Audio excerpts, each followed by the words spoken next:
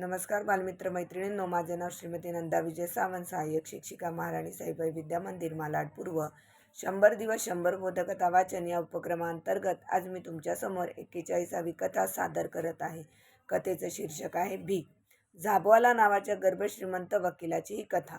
ते कनवाळू कामगार आणि पुढारी होते, पण वृत्तीने जन्मजात साधू होते. कामासाठी ते मोठमोठ्या बँकेत, कंपनीत जात असत. आपले काम झाले की तिथल्या प्रत्येक व्यक्तीला 4 आणे मागत. एवढा गर्भ श्रीमंत पारशी माणूस, पण प्रत्येकाला 4 आणे मागतो म्हणून सगळे लोक त्यांना हसत व चेष्टा करीत. लोक त्यांना वेडापारशी म्हणत असत. हे सगळे त्यांच्या कानी यायचे, पण 4 आणे मागण्याचे व्रत त्यांनी काही सोडले नाही. त्यांनी उभ्या आयुष्यात कधी कोणाकडूनही एक कप चहा घेतला नाही, पण ही भीक मात्र ते उजळ माथ्याने मागायचे. दिवसभर असे पैसे जमून ते त्या पैशातून अन्न खरेदी करून रस्त्यावरच्या गरिबांना वाटायचे. कोणी त्यांना विचारले तर म्हणायचे, अशा प्रकारे लोकांच्या मदतीसाठी जर भीक मागायला लागली तर लाजायचे कशाला. या कथेचं तात्पर्य, माणसाने सत्कार्याला लाजू नये. धन्यवाद.